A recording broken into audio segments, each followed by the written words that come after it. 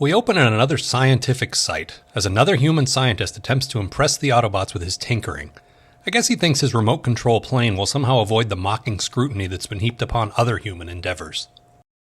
Ironhide's hanging out here in vehicle mode, completely oblivious to the fact that he has two boomboxes, one Autobot red and the other Decepticon blue, sitting inside his tailgate. Because Ironhide is an idiot. A fight ensues, and conventional wisdom tells me that now is not a good time to come a-knockin'.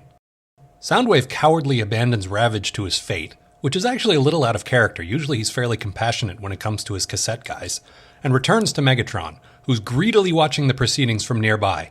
In fact, he's so nearby that it's difficult to see why Soundwave bothered hiding in the first place, apart from the fact that the writers love that whole disregarded radio turns into deadly menace bit. I just don't get why everyone isn't constantly on the lookout for a blue boombox by this point, not to mention the giant Decepticon insignia right there on the cassette door. Starscream is itching to destroy the little plane, but Megatron insists that he be more discreet.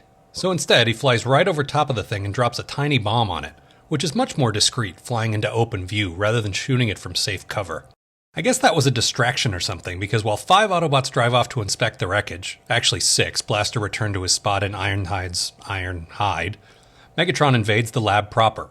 Once again, Optimus Prime's utter refusal to ever split his forces proves to be the team's undoing. Starscream, continuing his unusually high bloodthirst in this episode, hey, fine with me, these are the bad guys, threatens to melt off the face of one of the puny humans if he doesn't turn over the plans to something. Who knows? Who cares? I really just wanted him to resist. But of course he doesn't, and he escapes with his face intact. Damn. But before they can get the plans for the all-important the Autobots show up and counterattack with rock music and flashing colors. And invisibility. Damn it, I thought we'd moved a little bit forward finally. At least Hound's not... Oh, god damn it. Meanwhile, Bumblebee's riding the teacups with Spike and Carly. I never actually thought a sentence like that would be a welcome break from the main action. This is supposed to be fun? You'll see, Bumblebee.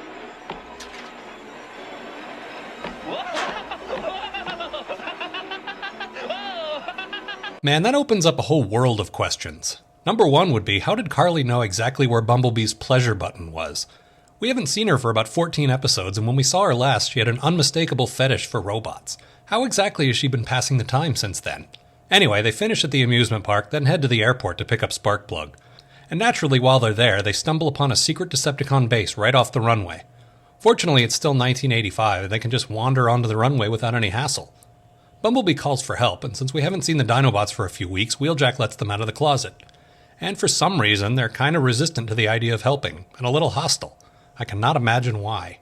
The Dinos make quick work of the Decepticons, unsurprisingly. Wait, what? Megatron figures out that they're more vulnerable in robot mode and actually fucks them up pretty good. Nice. Inferno shows up to, you know. And the rest of the rescue party dig out the Dinobots and cart them back home. So the repair team gets to work, and everyone starts complaining about how much better things were on Cybertron. Which I believe, but... well, nobody likes people like that. It's like when you meet somebody from Texas and they won't shut up about how great Texas is. Well, why'd you leave then? Meanwhile, Transformers on both sides start going all wonky. Grapple makes a building collapse. Soundwave ejects Ravage, who paces around in circles, presumably looking for a place to lie down. My dog does this. It drives me fucking nuts. Just lie down! Rumble starts punching Megatron completely involuntarily. Yeah, if I had a boss that led me to defeat so frequently, I'd make up something like that too. Whoa, can't help it. Robot insanity's got me. I guess at some point in between here, the Decepticons get their shit together enough to mount a fresh assault, though there seems to be a scene missing to that effect. Optimus calls back to the Dinobots, who have just been repaired, for help, but they refuse. They're tired of living in a closet and only being let out when the rest of the team is in over their heads. So they desert the team. Oh, hey, I just got the title. A fight happens, and more guys malfunction. Hey, I'm stuck! I can't transform! Ow! Thanks! There's actually a pretty legitimately funny series of malfunctions in this next bit. Megatron's voice stops working, so Starscream proclaims himself leader, then crashes to the ground pathetically. Ironhide tries to use his liquid nitrogen and freezes himself. Mirage thinks he turns invisible and blindly charges right into the business end of Thundercracker's gun. Go ahead, leader. Do something.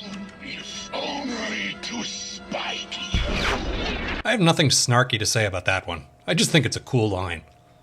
So yeah, the upshot to all this is, all the Transformers are missing some mumbo-jumbo chemical that makes them go. Only the Dinobots, who were built on Earth, remain unaffected. The chemical is called cybertonium, which only exists on Cybertron. You know, where everything's so great. Spike and Carly learn that Shockwave is shipping some fresh cybertonium over the space bridge, and decide to hit up the Dinobots for help. If you don't help, the Decepticons will get all the cybertonium they need. Cybertonium? Cybertron! Okay, us do it! Yeah, for an episode called Desertion of the Dinobots, they really only stay gone about 5 minutes, then immediately come back on only the flimsiest reasoning imaginable. But hey, whatever. They manage to get themselves shot off to Cybertron, then they remember that they're mad at everyone and refuse to come home. Which may be the worst cliffhanger yet. But hey, Spike and Carly are going after them, so part 2 promises to... I got nothing. And now it's time for this week's architecture lesson. The quickest way to rebuild an airport is with a bricklaying airplane. And don't worry about windows or doors. Perfectly enclosed square structures are totally the way to go.